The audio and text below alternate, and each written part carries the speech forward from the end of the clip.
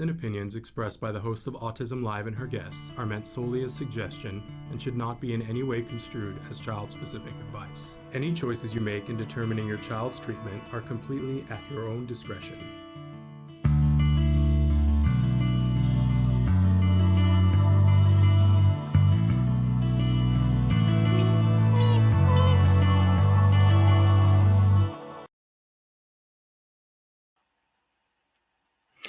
Good morning and welcome to Autism Live. I'm Shannon Penrod and I am coming to you. It is May 5th.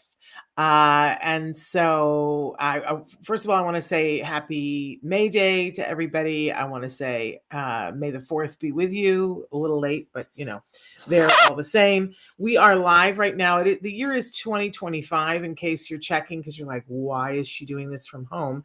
Let's remember that we just moved and we're completely moved.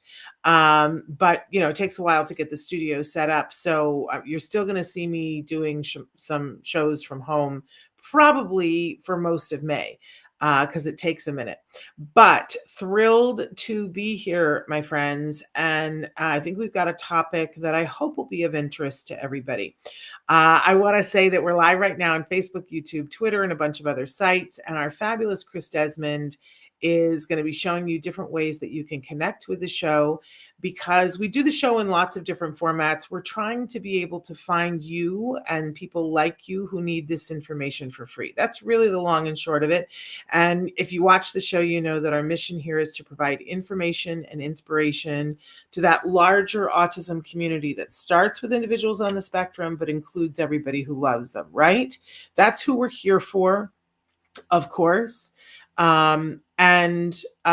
So we try to be accessible because we know you have different preferences for watching and listening.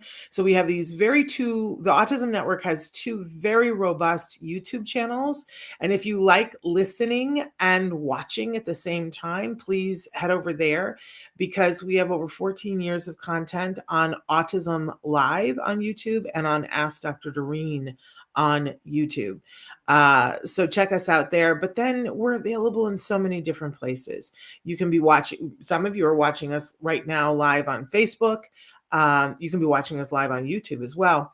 But we're available as a free download, as a podcast, audio only. And we know, because you guys have shown us and told us, that for a lot of you, that suits your very busy lifestyle, and we love that. So you should be able to find us wherever you find your podcasts as a free download. I can't tell you what an important value that has been to us over the last 14 years. We've had so many people who have come in and said, oh, you guys could be making so much money if you just charged people for the podcast. And we're just not interested in that. It just isn't a way that we think. We're always about having it be fair here. And we know if you're looking for content to help yourself or someone you love on the spectrum, you have other things that you need to spend your money on, right? So we make it a free download, but we have to be able to pay for what it costs us to, because it isn't actually free. When you download, it has a cost to it. So we defray that cost by allowing sponsors to put advertising on our podcast. If, as you're listening to the free download and it pops into a commercial for, a limited amount of time, I hope that you will weather that and embrace it and go, they paid for this, so I don't have to.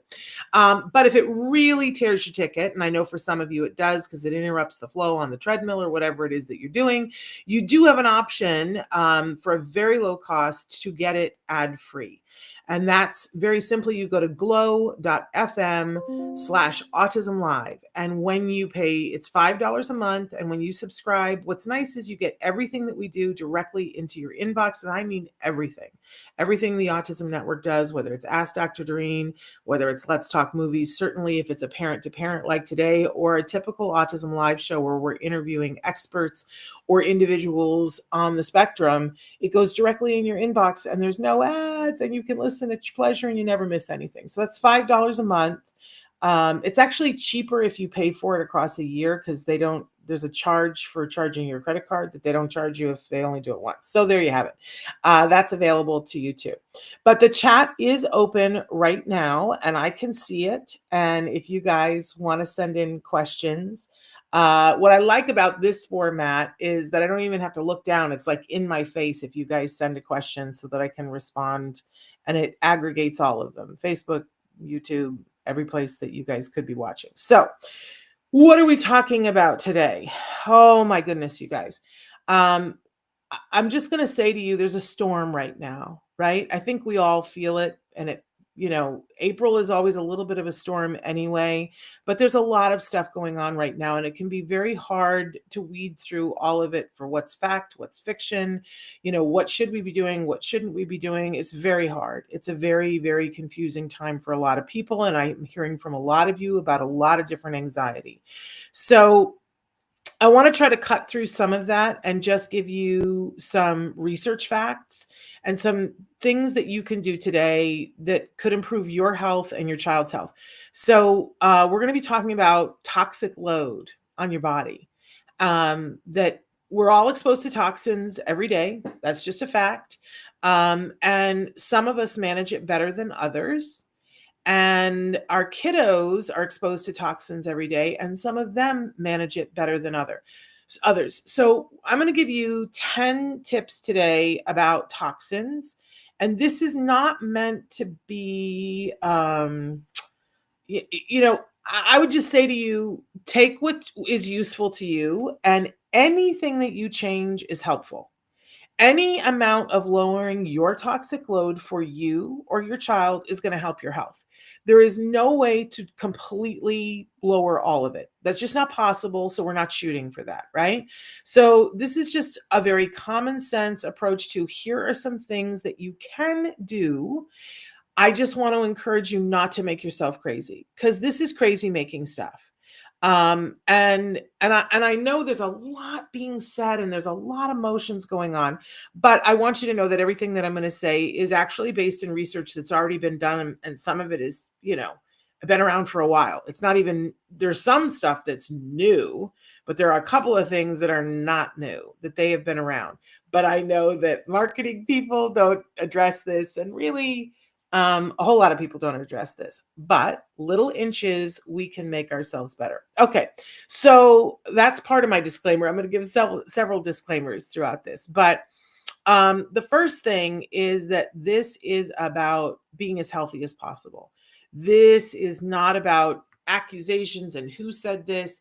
I will tell you, part of what spurred this was that I listened to somebody well-meaning on a podcast the other day from our community, and I'm not going to say who because I just have so much love for them, but they said, they simply made a statement, and I get it. Everybody's mad because some things have been said and some feelings have been hurt, but they made a statement about, the science is all in, that toxicity and toxins have nothing to do with our children on the spectrum.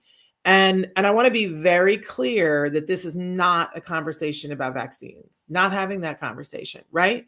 But I do want to be clear that that statement was not accurate, that there's new research saying that, of course, if you think about it, our children are human beings with their own ecosystems. So, of course, things in their environment have an impact on them. We always say garbage in, garbage out, right? So, what a child is breathing, what a child is drinking, what a child is eating, what they're exposed to, of course, it has an impact on them, and it has an impact on their brothers and sisters, and it has an impact on their parents and their grandparents, because they're people.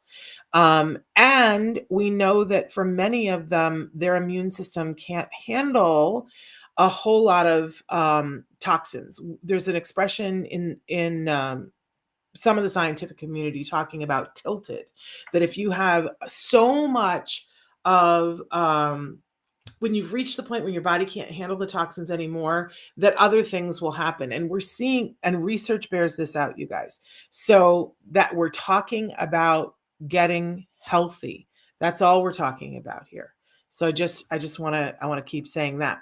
But then I also want to say that the information that is included in this presentation comes from a bunch of different places. And in particular, if you did not watch it, last month we did a show called the P2I panel.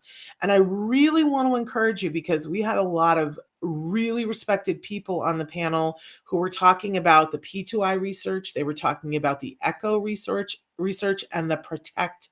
Those are code names for longer things, but it's the name of the study. So I put it that way so you could Google it to find out what these studies found. But I'm going to give you some of the things that they suggest because of their findings. I'm also going to show you some stuff that comes directly from the Environmental Working Group, who's been doing a lot of research on the things that are in our food and in the things that we put on our bodies and what that may have to do with our health. But I do want to point out the two of those studies, ECHO and PROTECT, were NIH funded. And we have some information also from the CDC. So this is not my opinion. These are things that we've gleaned from the research that would be helpful if you reduce them in your life and in your child's life, because we want our children to be as happy and healthy as possible. So got 10 tips for you. But I don't want you to feel like you got to run out and do all of these to the nth degree. I just want to give you the information. If you'd like to reduce this, and here's why it might be a good idea, here are some ways that you can start. But none of us need to go down the rabbit hole. Okay? All right, let's get started. So not in any particular order, but if you watch this show that I'm a real big fan of reducing the pesticides in our children's diets and in ours too. Now, I love to garden, and I think years ago I had some questions, and I listen to a lot of different mainstream news, and I watch a lot of different mainstream news. And from what I was hearing, it was like, organic didn't really make that much of a difference. And I thought it was just this poo-poo shishi thing that people were paying for organic, because I belong to the mindset of, if there was really a problem with the pesticides, then, it would be hurting us in a way that's visible. And, I look at, I was a kid that we had a can of, I don't even want to say product names, but we had a can of bug spray everywhere. And if you saw a bug, you sprayed that bug until it was covered in the bug spray and the bug died. Right. And I'm a fan of words, and pesticide means, side means kill. So I was under the impression that pesticides kill bugs, right? Isn't that what we all think? But there's a whole class of pesticides, that especially one called organophosphate, that is particularly not good for human beings because it is a neurotransmitter disruptor. Let me say that again. It's a neurotransmitter disruptor, and it doesn't actually kill bugs. What it does when it's sprayed on bugs is that it disrupts their neurotransmitters, so its brain can't necessarily talk to its body. And if you put just a little bit of pesticide on it, it distracts it, and it gets confused, and it's having trouble coordinating its movements. And what happens is that the bugs starve to death because they forget to eat. It kind of makes them lose focus on what keeps them alive. Okay, well, that's heinous, right? And by the way, if you spray a bunch of bug spray on the bugs, it paralyzes them, because it disrupts so much that the neurotransmitters can't talk to the legs. And first, the legs move like a lot, way too much. And then it locks up and it freezes them, and they're paralyzed. And again, they starve to death. So what does this have to do with our kiddos? Well, they started doing research in 2011. They started publishing research in 2011 showing that if you took the urine of children and measured the amount of pesticide in it, that it directly correlated to their ADHD symptoms, because it didn't allow them to focus. Now, I don't know about you, but when I first read that in 2011, a shiver went down my spine and I went, oh my goodness, we have so many kids who have ADHD and ADHD like symptoms, and we have so many children on the autism spectrum who are having trouble focusing. Is this part of the problem? And the original research findings in 2011 said, we see that there is a correlation between this behavior and the amount of pesticide load in their urine. We need to further look at this. Well, quietly, there have been a few studies that have looked at this, but you can imagine how unpopular this was for companies who make pesticides. And there have been some lawsuits, and we've all heard about it now, right? That there are companies that are being sued, and there are class action lawsuits about all kinds of things, including cancer. But after I saw that first original research, I went, okay, I'm a parent with a child who isn't focusing, so we're going to reduce our pesticides in our diet. We're going to see if we can do that. And I want to encourage you. I think this is a path that's worthwhile taking. It used to be when a child was diagnosed with autism and a parent would come to us and we would talk about diet, the first thing that we would talk about is maybe doing a gluten-free, casein-free diet, because for some kids, that is a big game changer, but it isn't for everybody. So it's not across the board. So it's a lot of effort, and it wasn't making a big difference for everybody. But for the people it was making a difference, it was making a great difference. But what we also noticed is that, and what I certainly noticed, is that for anybody who was lowering their pesticide load, we were seeing that all of the kids were having a difference in their ability to focus. Now, that is that hardcore research? That's anecdotal, but there is hardcore research to show that it does impact your child's ability to focus. And so many of you write and say, this, I would like for my child to be able to focus more. Now, I want to switch to talking about teenagers and adults on the spectrum. And I want to talk about teenagers and adults not on the spectrum, because I do not have a diagnosis of autism, but, sometimes I have a really hard time focusing.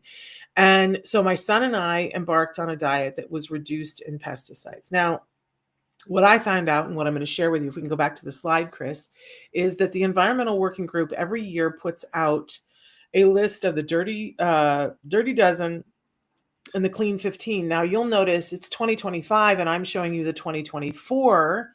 And that's because they put out their list. It should be coming out soon, but they put out a different list every year because every year the pests are different. So the farmers use different pesticides. So you will see things go on and off the dirty dozen list, and things go on and off the clean 15.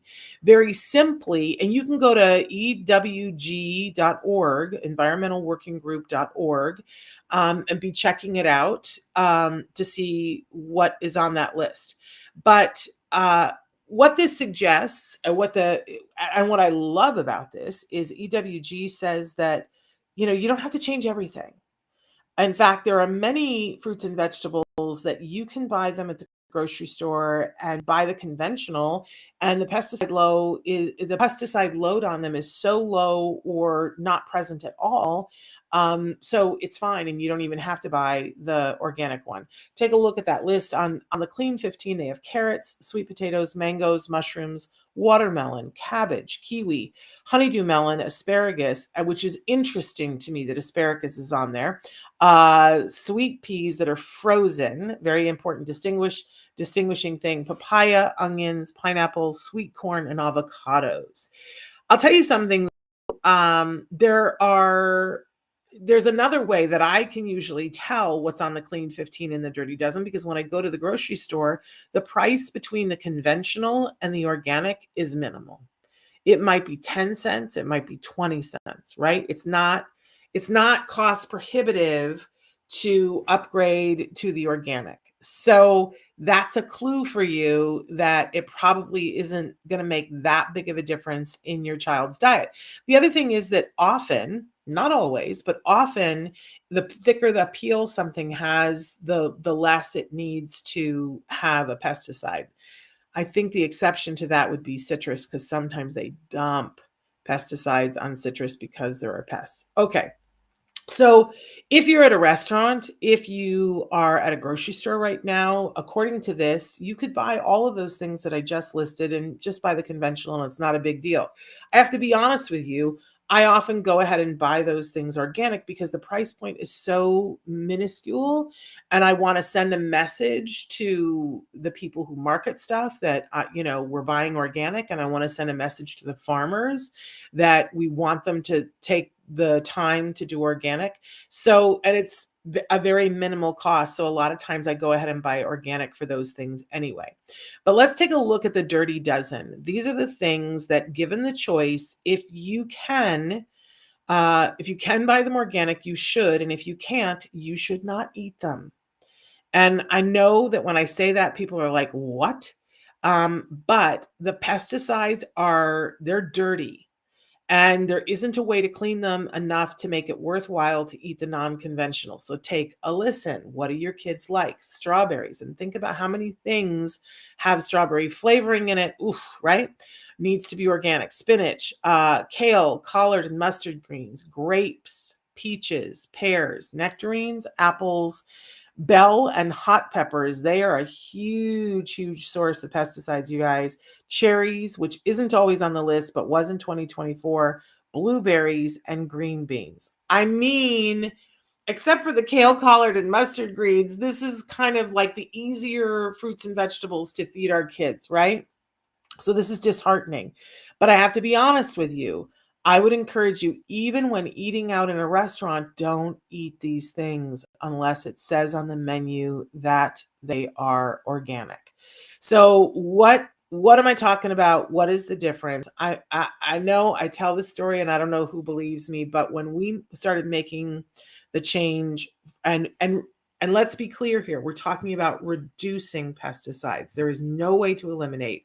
In today's world, you're never going to get rid of all of it. That's why everything you can do, every little amount that you can say, okay, I'm going to buy this organic, is going to make it that much better for you and your child. We saw not only a tremendous difference in my son, I saw a difference for me in my ability to focus, and it was life-changing. Just going to say that. I also want to say too, the food tasted better. And I think that was true for me and for my son. But it's expensive. It's expensive. And sometimes it means not getting something. Like right now, cherries are in season and I love cherries, but the organic ones aren't in yet. And when they come in, they're going to be expensive. I have a solution for that. Because I love cherries. We buy frozen organic cherries at Costco, and they're so much cheaper at Costco than they are anywhere else. And that makes it possible for us to have cherries. Costco, in fact, has a lot of, I've seen recently that they're kind of slowing down on it, and I don't want them to, but they have a lot of products that are organic, both in their fresh vegetables, but also in their frozen fruit and vegetables. So I offer that up to you. But I also think that it makes a tremendous difference. Um, and and I think it makes it across the board. Is it a pain in the neck in the beginning? A little bit. I have to say to you, even places like Walmart have started carrying more organic products. Is it going to cost you a little bit in a time when groceries are going up through the roof? I get it. So one of the things that I encourage you to do is right now, if you have anything that you can plant into, if I have a very small front yard and I am now running an organic farm in my front yard, that my neighbors are like, have you lost your mind? But I have, but it's so much fun for me. And kids love to garden, and it helps your child to be close to their food. To simply grow a couple of bean plants, it's just not that hard. They're pretty hardy, and you can grow them. And then it becomes important that you don't dump things on them, because there's no point in growing it organic if you're going to put pesticides on. And occasionally I had some pests, and I got me some ladybugs a couple of weeks ago, and they tore through the aphids. Nature is amazing. And now I have bees in my yard that are pollinating things. It's a really, really fun thing. If that's not your bag, shop around, find the place. But I do see that, for instance, Costco, I can get more organic at Costco than I can at my local farmer's market, which is just, I mean, it makes me sad.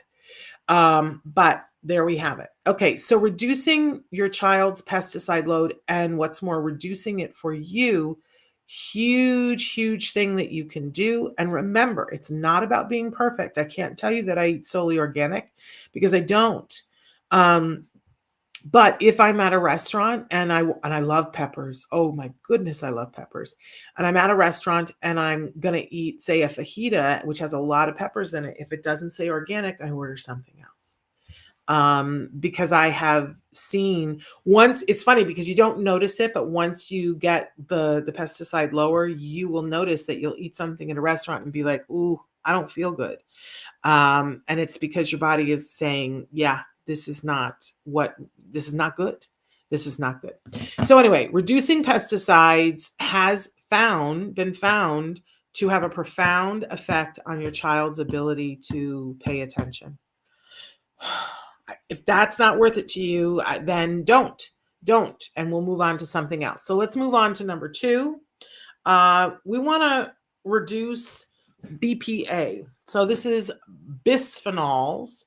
And where we find them is in water bottles. Look, I have one right here.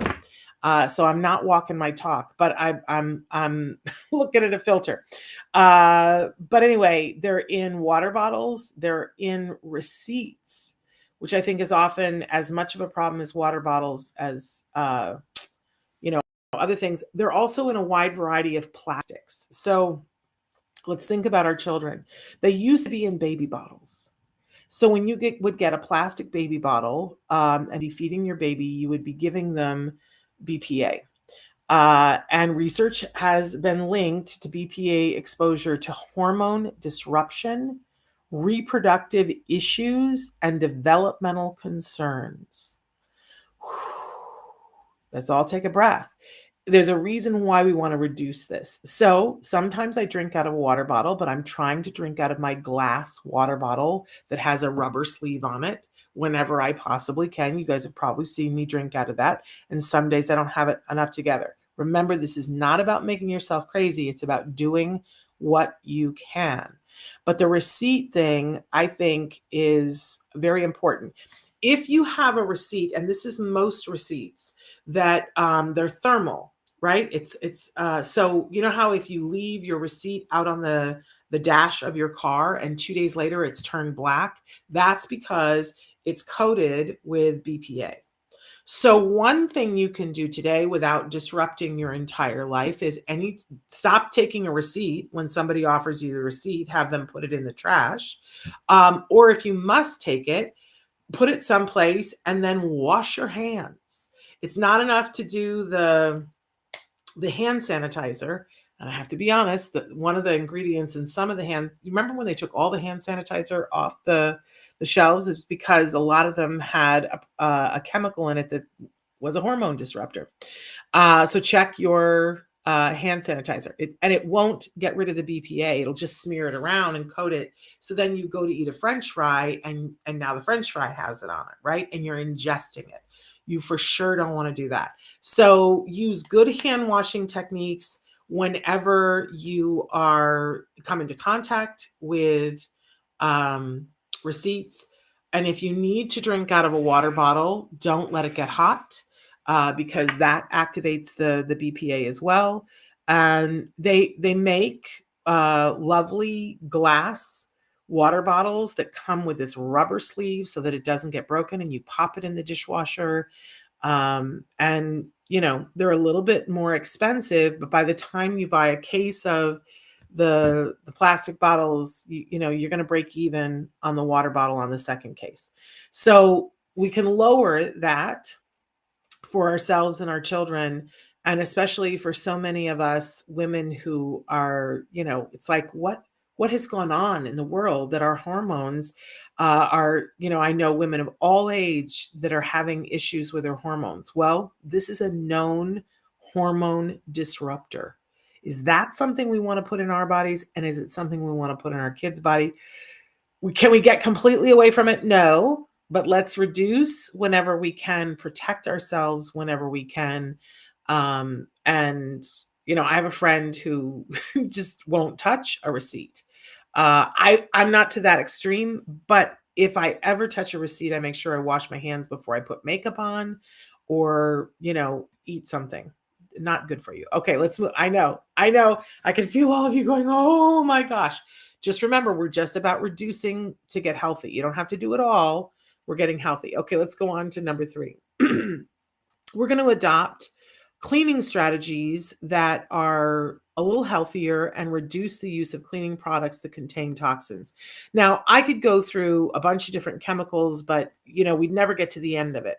If you are curious about this and what kinds of things are in cleaning products, I encourage you to go to Environmental Working Group. So it's ewg.org. They rate everything from makeup to soap to different things to tell you what's in it. The big, big, big offender is if it says perfume, and we're going to talk about that in a second. If there's any kind of scent, usually that's a big, big toxin.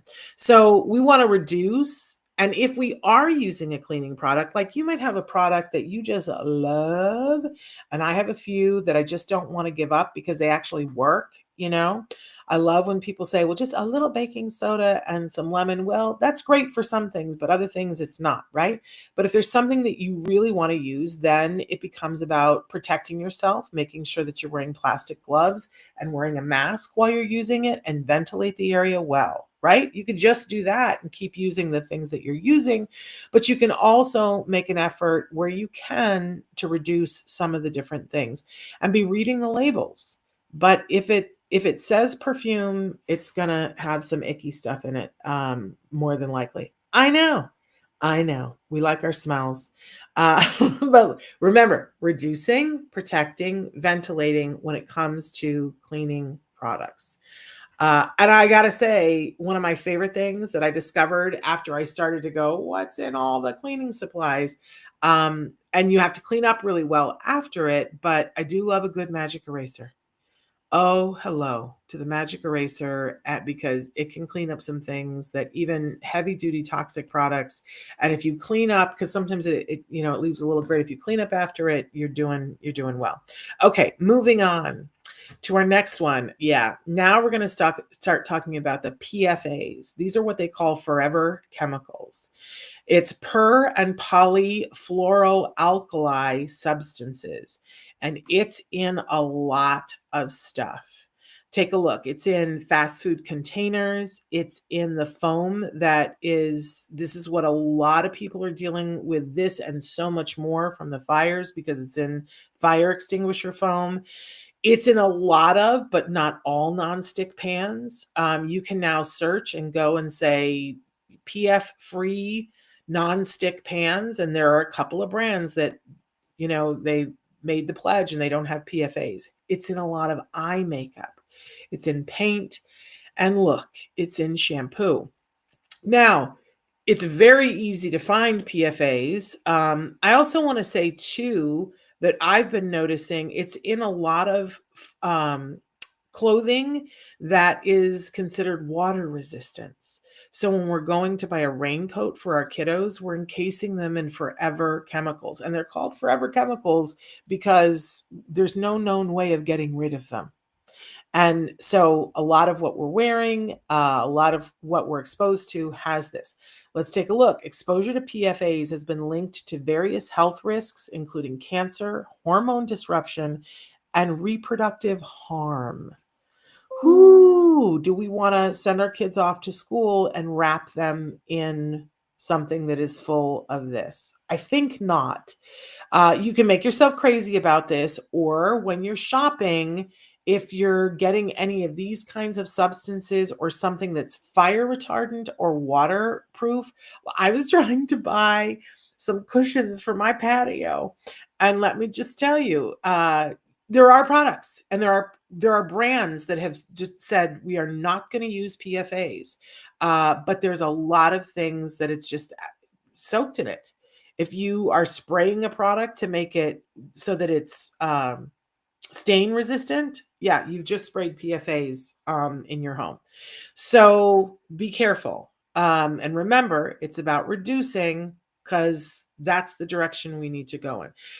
I know, take a breath. It's a lot. Let's go on to the next one because we have 10. Okay, so one thing you can do is prioritize clean water for drinking. Now, this would seem to be a really easy thing to do, but it isn't always. There are tests that you can do for your drinking water. I think that for most people, one of the things that we've used a variety of different filters in our home. And there are filters, by the way, that you can do for whole host filtration. And we'll get to that in just a second. But a lot of people I know use some sort of water filter, whether it's attached at the sink or it's something that you pour it through the filter. I know a lot of people that are doing that. It just becomes critical when you know how it just seems so overwhelming when you're looking at the filters and it says, well, this gets rid of this and this gets rid of this. And it's very hard to find one that comprehensively gets rid of all the things that you want to get rid of. But hi Rosie, so thrilled that you're here. But one of the things that you want to make sure that there's no BP, that it's filtering for BPA and that it's filtering for PFAs. That's and then the third one, which we're going to talk about in a second, which is the phthalates. So if it is filtering for those things and heavy metals, you're kind of cooking with gas. So get yourself a good water filter. It's a little bit of money, but you can get just one of those pitcher ones, which are not as expensive. The key is to make sure that you change the filter on the timeline that they suggest. And a lot of them even have a thing where they'll send you a reminder, or there's a thing we used to have one that there was a plastic label is the word that I'm looking for, that you've got to mark, this is the month that we need to change this so that you wouldn't forget. We have a lot of things to remember. We don't want to be remembering that kind of stuff. But filter your water. It's worthwhile. If you live in a place that, we have some places where the municipal water is toxic.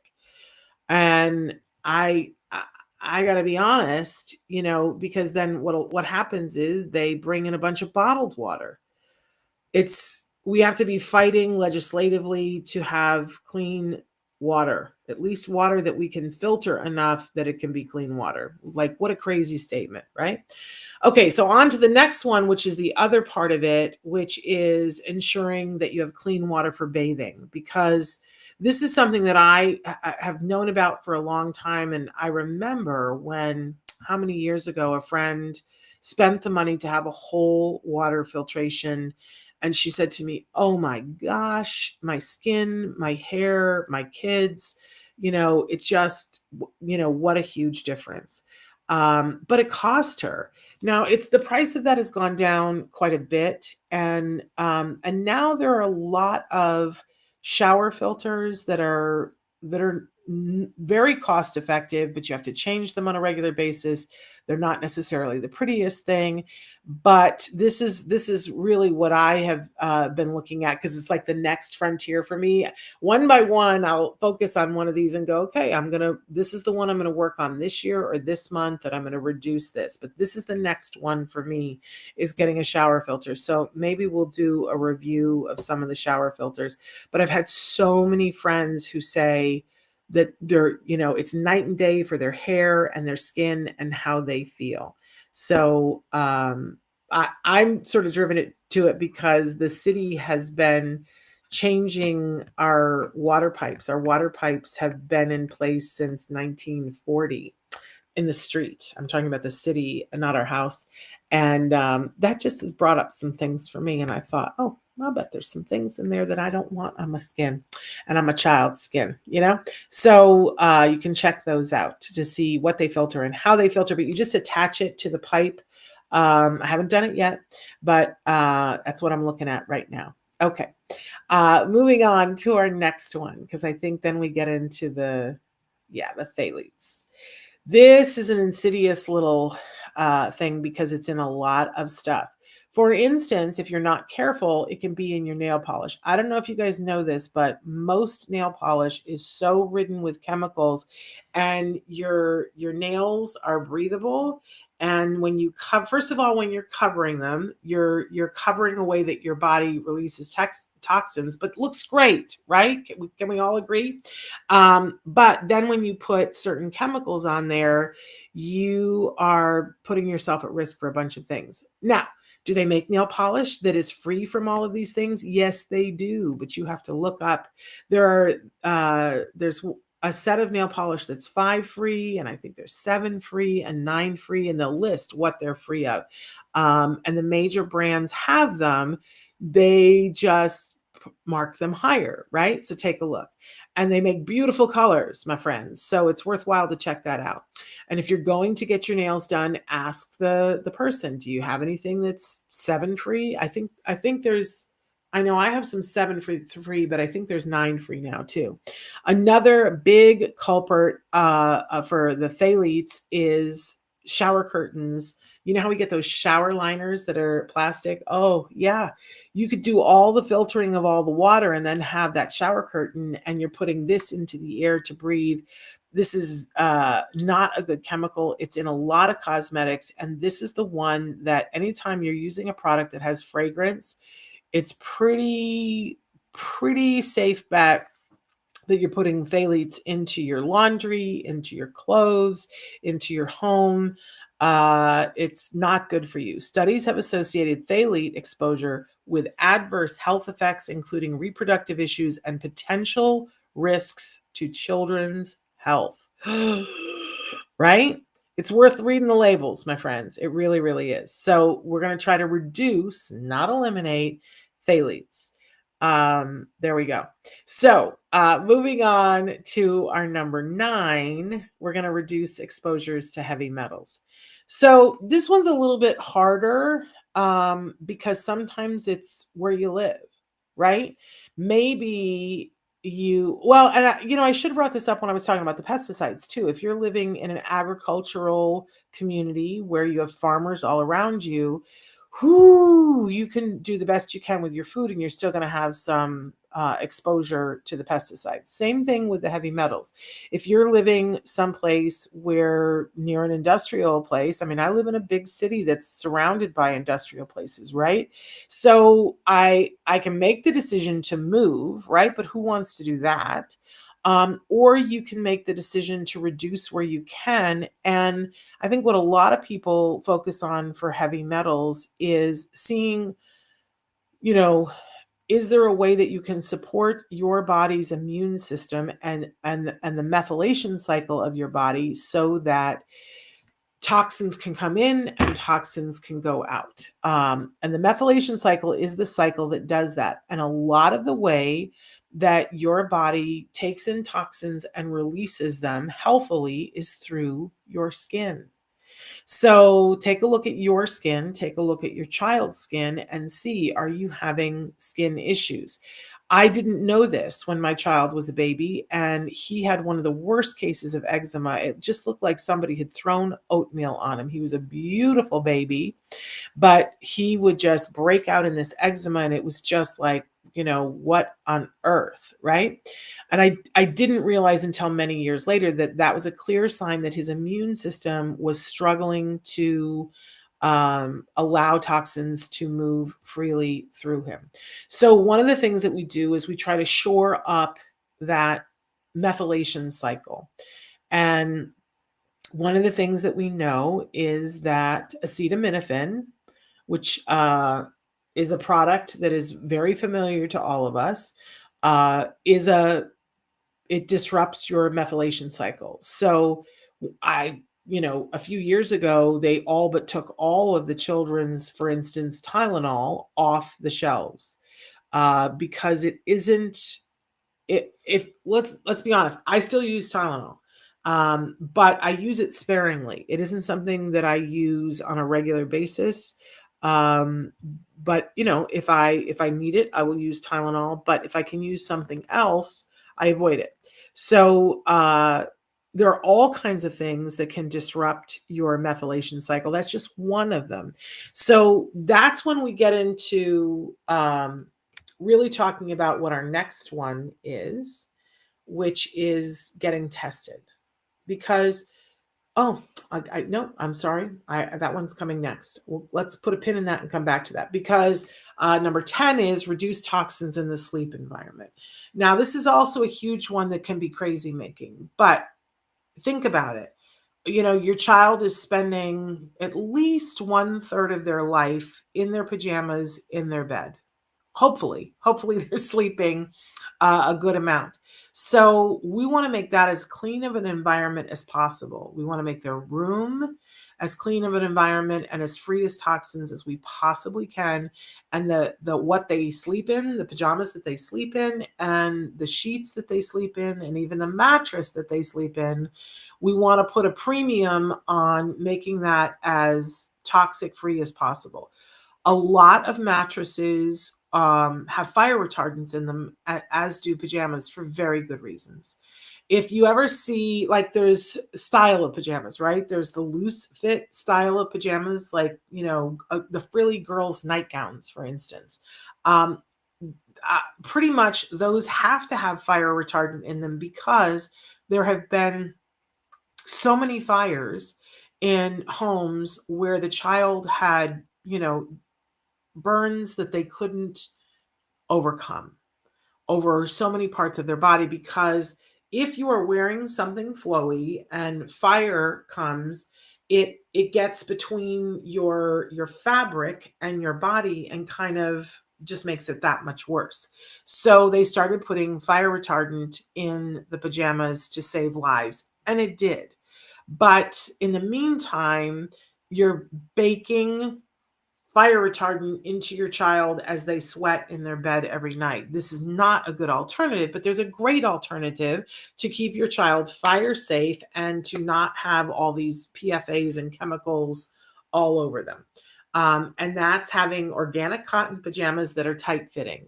You've seen the type of pajamas that I'm talking about that are they're tight fitting. There's no oxygen between. And I think for our kids, if we start young, it also helps squeeze them, which is like the effect that water has on. We don't want to cut off circulation, of course, but we want tight fitting. They usually come in two pieces, and sometimes there's a snap to hold them together, which helps kids to keep their hands out of their pants for poo smearing, right? These are all good things. Sometimes there's a zipper, right? But it's tight fitting so that oxygen can't get between. It's hard to make the footy ones tight fitting. Let me be clear about that. But the ones that have the ribbing at the bottom, and I love the look on kiddos when they're in those tight fitting jammies. It's a cute look for our kiddos. But organic cotton, tight fitting pajamas, that is the key for that. Then you're looking at sheets. There's a lot of different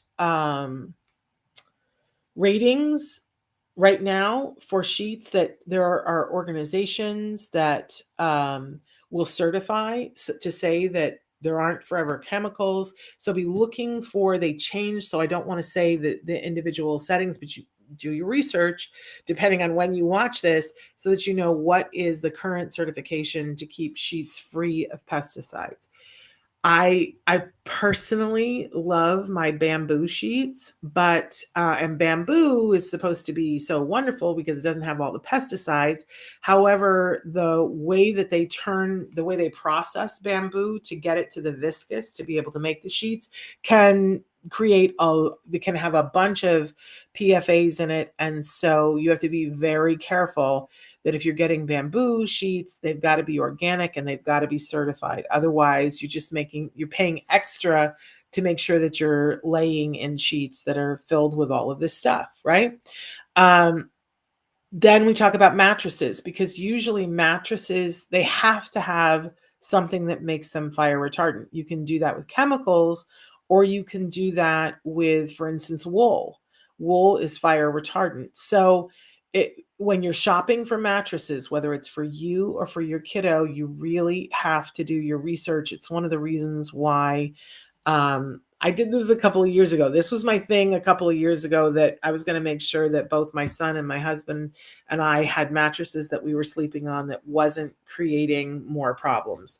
And it's a fair amount of research, but it's the reason why we're sleeping on plush beds, because they are all certified, and I'm loving it. Just loving it. It's one of the most comfortable beds. And I have to be honest that I won our bed in an auction for the Ed Astor Family Center, so that I got it at a discount and was giving to a wonderful charity. I did that at the Ed Asner Poker Tournament, which is coming up. If you're looking for a mattress and you want like the top of the line, non-toxic, I don't know, this is turning into a commercial for plush beds, but I just want you to know they usually auction a couple of them off at the Ed Asner Poker Tournament, which is coming up. So if you want a plush bed, get it at the Ed Asner Poker Tournament.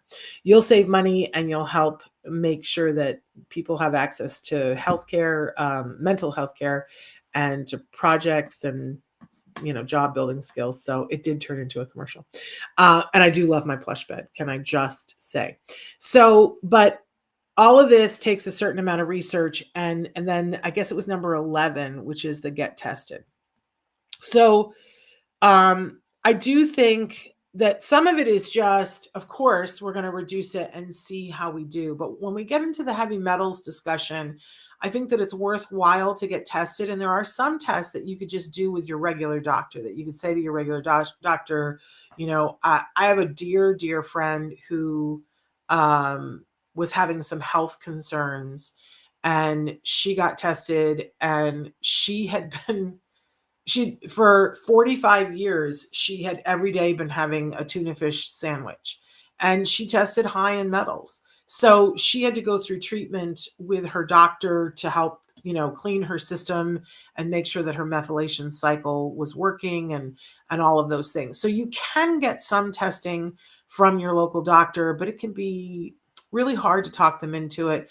I know there are a bunch of companies that are about to start having some testing that's relatively easy. There's already some things that you can do online, that they send you the kit, and you're able to get tested and see where you are for metals, which is going to make what you do so much more targeted. I know we had Dave Humphreys on from Purity Labs, and they're getting ready to release exactly that kind of a thing that will do a broad spectrum of testing for all of those things. I can't wait until that comes, and obviously we'll let you know as soon as that comes. But there are other companies that are in the process of doing that, and there are some that are available now. You just have to look and see. But let's go on to the next slide and try to see if we can't put a button in this. It's all about doing what you can, because every little bit helps. So, it's that thing about how do you eat an elephant? One bite at a time. When I first started hearing about all of this, and I was very much in the mode of, my son was struggling to be able to speak. My son was struggling to be able to attend. My son was struggling to be able to communicate. And I just was of the mindset that I want to do everything I can to set him up for success. Now, I'm not someone who is ridiculously wealthy, and I don't have the ability. We always talk about, taping him to the wall to make him safe, right? I kid about that and say that I'd like to do that, but that's not what I want. I want him to be able to go places and do things and have fun and not constantly be worried about everything, right? I don't want that for him. I want him to be able to go out to dinner with his friends and not be worried about things. But we really adopted the attitude of, okay, what are we working on right now? And I certainly think that the organic thing We saw a big bang for our buck when we went organic. For me and for my son. I couldn't talk my husband into doing it. I failed there. What can I say? But it was a couple of years ago that my son went on vacation with his friends for a couple of days. They just, went to the mountains to a resort and hung out. It was, I don't remember, was it at the beginning or in the middle of freshman year or sophomore year, but it was really, just an opportunity for them to go, and they, got a vacation rental house, and they stopped along the way and got groceries. And he messaged me, and he was like, "My goodness, these people don't know anything about organic, Mom." and and he got all these organic things. So, and I thought, oh, that's a wonderful value that we've given him. But I also know that he's capable of standing. I've been there with him when he's like, okay, well, why don't they have an organic one? Well, I guess we're just not getting organic. And I've also been there when he's like, oh, they don't have an organic. Oh no, that's one that we have to have organic. We're not going to do that. And I've seen his focus be better. I've seen his language jump. I've seen, it's not, what my point is, it's not preventing him from leading his life productively. It's only helping him. So I think that that's a really great value to give our kiddos. And at different times, as I said, I focused on different things. Right now, I'm all about the shower filter because I haven't done that yet. I'm trying to figure that out. But in the past, I've gone through the thing where, I was like, all right, I need to do a deep dive to find what are the sheets that are going to feel great so that we don't minimize our comfort, right? I don't want to sleep on sandpaper. I don't know about you, which brings up another thing that I didn't bring up before. One of my newer things too is apparently the toilet paper that we have been using full of PFAs. So now I haven't yet found what toilet paper we're going to switch to, but that may be the next thing after the shower filter. Because if we can reduce it, why wouldn't we? And I do think it's important for us to reduce for ourselves, but also for our kiddos, because, it goes back to that thing that we've always said with Dr. Grampiche, that if you're trying to teach a child a complex thing and they have diarrhea, how's that going to go? It's just going to make it that much harder for them to learn, right? And in those formative years where we're trying to teach them a whole bunch of stuff, and we want their brain to be as malleable so that it can take in information and sort it and figure out what it wants to do with it, not malleable in the sense of trying to, brainwash them, not at all, but malleable in that it can take in tons of information and synthesize it. That's what we want. Then why wouldn't we try to remove things that are barriers to that? Like I said in the beginning, and I'm going to keep saying, it's all about being healthy. And I find that that's a value that so many of us hold very, very dear. How can I make the healthiest environment for my child? How can I make the healthiest diet for my child? How can I help them? So these are just some tips, but again, it's so easy to go overboard on it, right? Then we suddenly are like, oh, it's probably here on the bookshelf. There was a couple of years ago that I got a book. I don't see it off the top of my head, but I got a book that was all about lowering the toxins. And I was reading it, and I got about, 40 pages into it. And I went, okay, I got to put this down for a while. I got to go live and know that we're going to be okay. And then I just need to take small steps. That's what I want to offer to you. Small steps towards health.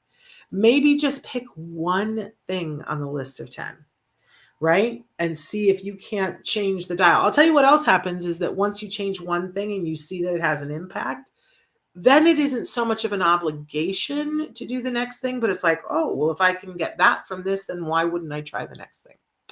All right. I'm sending you all hugs to be as healthy as possible. I want to tell you that tomorrow for Ask Dr. Doreen, we are talking about diagnosis, about what a diagnosis means, when to get a diagnosis, what the numbers mean, what's the difference between being diagnosed when you're 3 and being diagnosed at 33, and what are the things that are useful to take to get to better help. Even if your child was diagnosed, let's say 10 years ago, what information does that diagnostic material give you to be able to make the most progress right now? What does it tell you about you or your child? And how can that be helpful for you?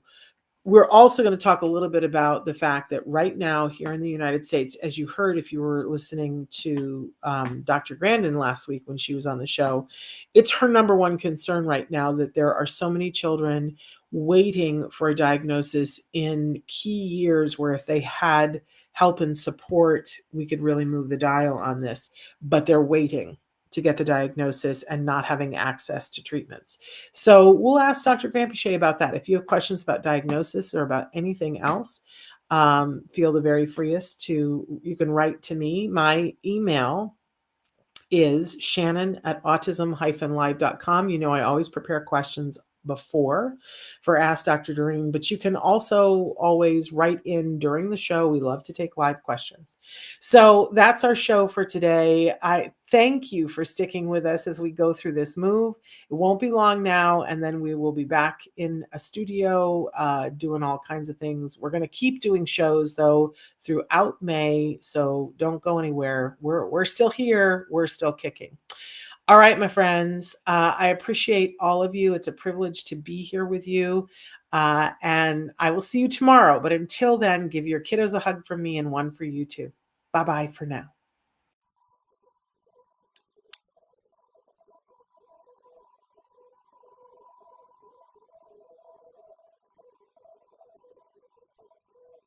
If you found anything helpful in this video, please give us a like. In fact, make sure that you smash that subscribe button on YouTube and give us a like on Facebook. You can also follow us on Twitter and on Instagram for important updates. And please download our free podcast wherever you get your podcasts. Thank you so much. See you next time.